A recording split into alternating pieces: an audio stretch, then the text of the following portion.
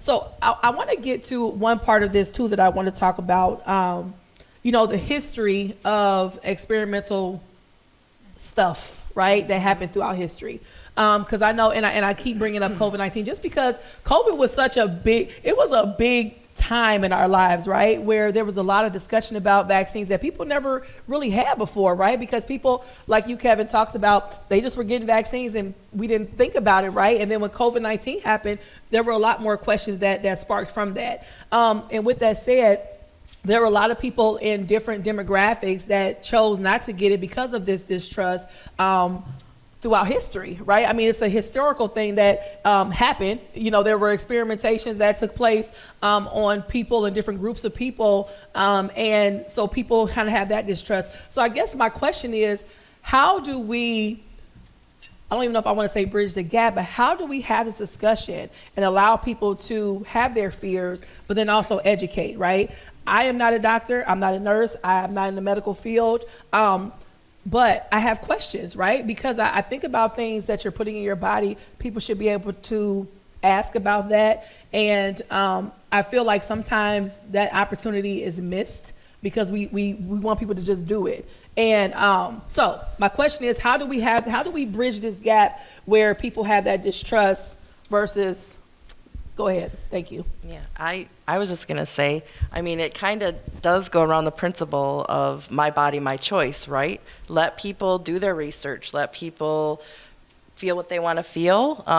Again, at the end of the day, if you want to get a vaccine, great. It's amazing the vaccines that we do have that are available for people who want them or need them. But again, I feel like it's pushed a lot of people away because it's kind of being like forced on you and crammed down your throat, and people are a little suspicious of that just because of the way it was presented and how things went down, how people were treated. But I think to bridge the gap, it's just going to be kind of to just respect each other's decisions, agree to disagree, and at the end of the day, like you said, you're putting something into your body, so it really is your choice at the end of the day what you would like to do. I mean. And I'm glad you brought that up because so I had this debate with somebody because I love to debate. It's so fun. And we were talking about this, right? And we're in a cohort together, and our whole point is to debate each other about different topics, and that's what we were doing. And so mentioned my body, my choice, and her argument was that with my body, my choice for women's reproductive systems, it's not harming anyone else, right? This is her having a choice over her personal body.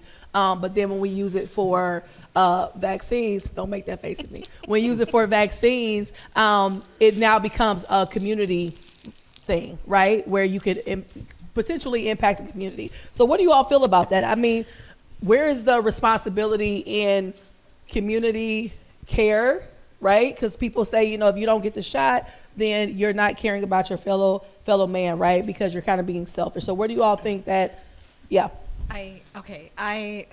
This is a huge question, but there's a couple of different things here that I've been listening to at the table, and I think about the fact that I was fortunate enough to have a good relationship with my doctor where I could be open and honest and we could make a decision together, but for a doctor to tell me I'm not going to be able to treat you anymore if you don't do this, so where's he getting that? So someone is telling the doctor, you're going to be penalized, or it's right? his personal choice. It could or be their, and it could be right. I don't know. And so there's that. But then going back to this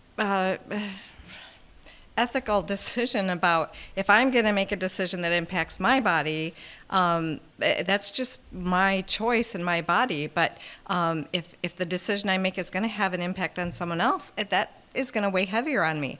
I wouldn't be smoking. I wouldn't be blowing smoke in your face, right? So that's, the same thing. I could choose to smoke if I want to. That's my body, my choice. I could do whatever in that area, but smoking is going to cause you harm, and I'm not going to do that.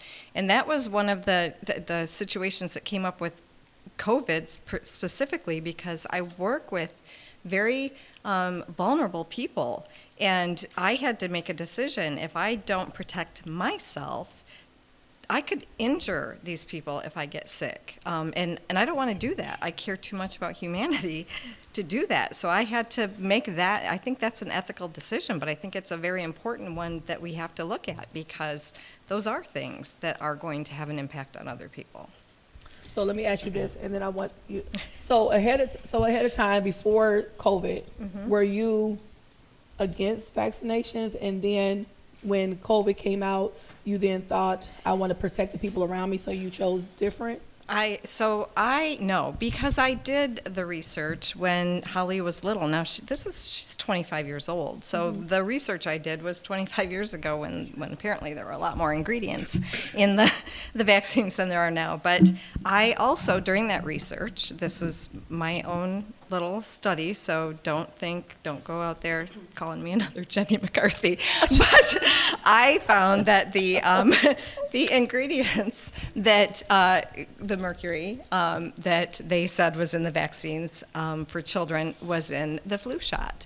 And so in my brain, I was thinking Alzheimer's is increasing, and everybody that's older gets the flu shot. So could that be a reason? Could there be a correlation between the flu shot and getting Alzheimer's? So for the longest time, I would not get the flu shot because I knew it had mercury in it.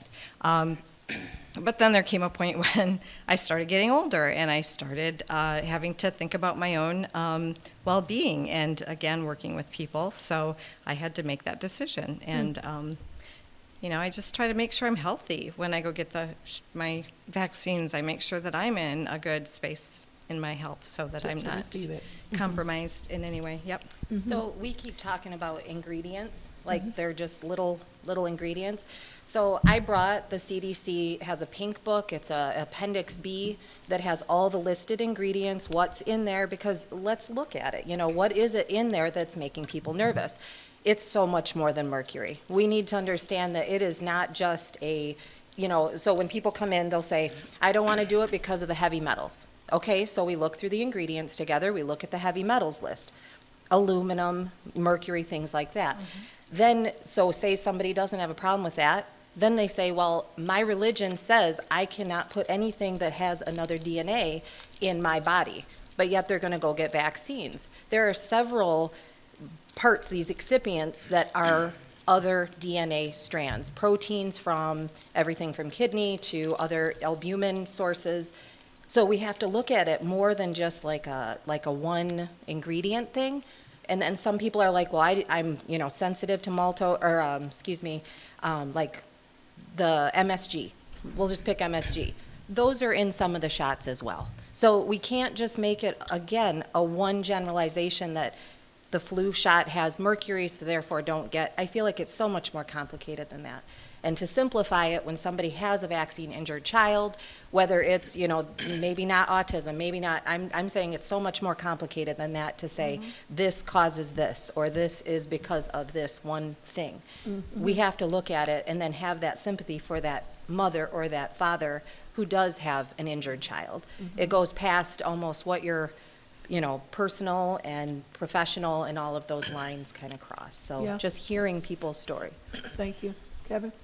Yeah, and for me, it goes back to, as a child, my parents always said, you're responsible for yourself, but then others around you too. So the whole adage of not going to school when you're sick, or if you have chicken pox, the school is not going to let you in because you're going to infect everybody that's around you, or whatever that potential illness is. And then I'm in my 50s now, so growing up, AIDS was a huge epidemic. And as they learned more about AIDS and what could cause that, when it first came out, people didn't even want to use restrooms because they thought you can get AIDS going to the restroom. And as they learned more about it, they made better decisions on those things. So for me, it's about when we know more, we can do better. So as we learn those kind of things, instead of just going, that's not me, I'm going to stay away from that, learning and adapting with some of those things but there's times that we don't have all the information, so we have to do that thing that we feel is best at that point to protect ourselves, but also others. At least that's my own opinion, that was kind of how I was brought up in some of those things of knowing those people that are around you, because when you're around a lot of older people and those kind of things, you have to be more cautious. if you have the flu, because the flu might affect me differently as somebody that's relatively healthy to somebody that might have immune deficiency issue and those kind of things. I love that you said. Hold on. Okay, you responded, then Tara go. Oh, Go I was ahead. just gonna say, I love that you said that because we forgot what to do when we're sick sometimes. So I don't think you should go grocery shopping when you have a cough and you're sick. But even if you got your flu shot, you still shouldn't be at the grocery store coughing and spreading illness. You just shouldn't. There's people who say, I got my shot, and they still act as if they're invincible or they just get to be, coughing in public. Whereas I think if we did a blanket, like, respect thing, don't go out when you're sick. So I love that you brought that. Well, some people have to, right? I mean, I'm They sorry, do. Tara. Yeah, I mean, you have to, right? Because if you're the only person there, or you have to still go out. So there is a balance with that, of course. But go ahead, Tara. Thank you. Yeah, Sorry. no problem. I just want to put out there before I continue, as I'm not anti-vax. I had all my childhood vaccinations. My children had all their childhood vaccinations. I am always like kind of in the middle. I'm a you do you. You should have a freedom of choice to do whatever it is with that you want to do. So I just wanted to put that out there. I did have a question. I forgot her name. Tricia? Kind of what you said. I understand what you're saying about protecting other people. At my previous employment, when the vaccine first came out, I was in education, and they were trying to force all the employees to get the vaccine. It didn't work out to where they could let us go, but there was a handful of us that decided that it wasn't for us and we weren't going to do it. I did lose friendships over it with coworkers. Us group of 5 were segregated from everybody else. We had to eat with masks on, literally like lifting our mask and eating under our masks. We couldn't sit in the same lunchroom as everybody else. And I was actually called a murderer because of what you said, because I didn't want to protect other people. And me not getting the vaccine was going to kill other people. So my question to you is, if the people who want it and need it get those vaccines, and it's supposed to lessen their symptoms, or maybe they won't get it, their immune system's going to build up to it, then I feel like me not getting it is not going to kill them. If they want to be protected, then they would protect themselves. So I'm trying to understand where you're coming from, saying that it would be unethical, or I'm unethical because I decided not to get the vaccine to protect other people. Yeah, and I guess, Thanks for sharing that. yeah, I mean, it's, again, I think it's an ethical decision. It's not that, well, first of all, I don't think you're a murderer, just so you know.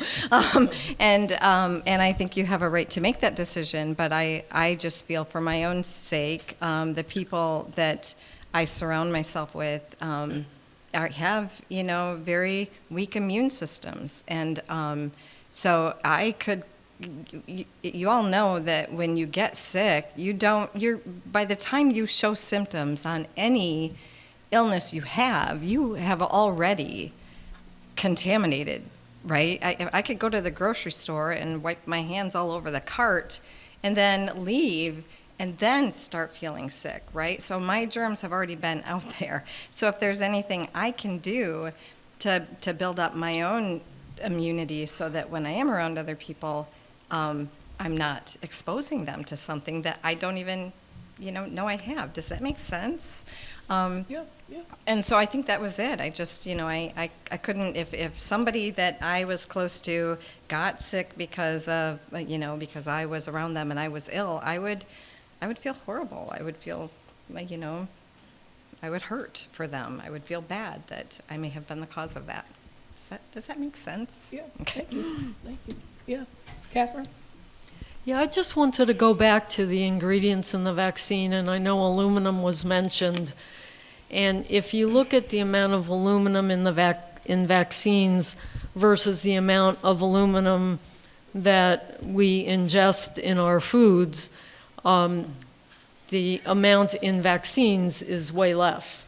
And, the saying is the dose makes the poison, right? So I can sprinkle a little bit of salt on my food to make it a little bit more tasty, and that's not going to hurt me.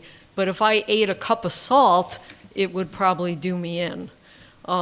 So again, I think you have to look at the whole landscape and and look at what we're all consuming, if we're eating cells, we're eating DNA and RNA, and those are not stable molecules, so they get digested right away.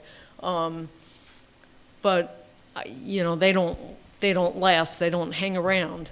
So Yeah. the other thing I wanted to make a point of is I know our vaccination rates are going down, but most people are getting vaccinated, right? Our rates are, depending on the vaccine, 90%, 80%. So most people are continuing to vaccinate.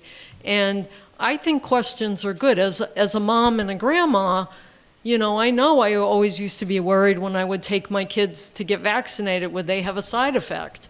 But the thought of putting them at risk for the particular disease was worse to me than, a theoretical risk of a side effect of the vaccine. And thankfully, most of, side effects from vaccine tend to be minor. So, again, it's looking at, both the vaccine and then what else is around us. Yeah, Stacy, you want to add something, please? So, when you, I was Kathy. trying to find myself in my nursing career, I left the ER because I was a little burnt out. Dealing with people in the worst days gets to be a lot. So I went to OB and trained with those gals, and I could not come off orientation for my own ethical sense because how I witnessed them handing a packet of information to the mom who's in labor, and her husband's freaking out because he doesn't know how to support her. The mom is not reading that insert, but me, I was training and I wasn't doing all the things or responsible for the patients in their entirety. I look in the paper that they give for the hepatitis B says, who's at risk for this? People who have same-sex sex, people who are IV drug users, and people who are incarcerated. So my question as a mom is like, holy crap, why did I do that to my children without really thinking that through? Because as my oldest is 15 and my youngest is 4.5, I don't think that they are within those categories of being at risk. So then that poses the question, what else is in those ingredients? And for their size at 6.5 pounds, what is the okay dose of the poison that is in there that could be bad over the course of time, the amount of doses that they have to have at whatever their age is. So at 24 hours old, I could not personally poke a baby knowing that, in my opinion, that mom wasn't given the insert. She wasn't in her right mind. We don't even see a pediatrician for our baby until after the baby's born. So that's the part for me that doesn't seem fair. And when my youngest was born, I had my RN and the nurse goes, "Are we doing the baby shots?" And I said, "Yeah, I'm a nurse." And she looked at me, and the look on her face, I was like, you could tell I rubbed something wrong, right? So Sawyer got her shots, and then I just had this gut feeling to where I just didn't go back. I didn't take her back. I went for her 3-month shots. She got her 1-month shots at 4 months old, and she is my most healthy kid ever. Out of all 4, she is the healthiest child that I have. The other ones I did, not necessarily per the schedule. My husband was in the military, so we did, we had a change in providers and that kind of thing. I just wanted to get perspective. Yeah, so just in my experience, I don't think that the process of how people are informed, I don't feel like it's a true informed decision when she's not in her right mind, at that point, and she hasn't seen the pediatrician to ask those questions. And you want your baby to be healthy, right? So like, obviously you want them to be breathing and not to have a poor outcome in the labor process. So I think maybe something that could change would be expressing those things in an OB appointment, like maybe the OB could pass that out and say, like, think about this a little bit more. I mean, we research the heck out of everything else, and this is now just starting to be, since COVID, in my opinion, it's starting to be more of a question, you know. Well, wait a minute. Outward, yeah, An outward, right. Yeah, where people are vocalizing. And that's the thing is that in both sides of this, right, in all sides of this, I found that most people, it stems from fear, right? I mean, you know, people are afraid to get sick.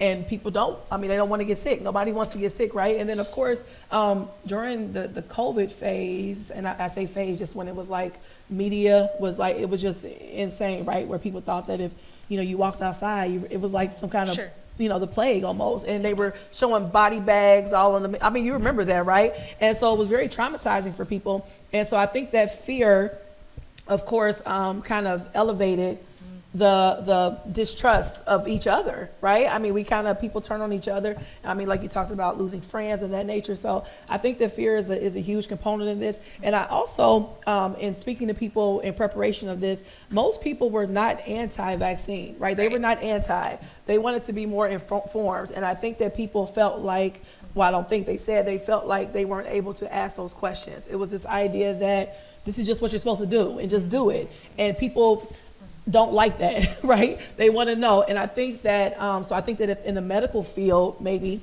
it could be more of that time, like, hey, I know you got to get in and out. I know you got to go see the next patient, but sometimes people need that time to really, you know, explore. What do you think, Catherine? Yeah, no, I agree that people's questions, concerns, you know, should be answered. And certainly that your Midland County Department of Public Health is here. If anybody has questions or wants to have a discussion, we're always happy to talk to people. And I agree, you know, unfortunately, medicine has kind of been very directive for a long time. And, you know, now we have a lot of things where we do shared clinical decision making, and we want to have a dialogue, and we want people to understand, you know, if I'm treating somebody for high blood pressure, you know, I don't just throw pills at them, right? And I think the same should be true of, you know, vaccines as well, that, you know, people need the opportunity if they have concerns and questions. In terms of illnesses like hepatitis A and hepatitis B, what happens is that Vaccine Advisory Group takes a look at, okay, what is harming our children? Mm-hmm. And where are we seeing signals, and are there things we can prevent? And if so, then that's where recommendations come. And in terms of making sure we get people protected against hepatitis B, the birth dose was chosen to give that overall protection, because while there are at-risk populations, you know, a blood transfusion can transmit hepatitis B.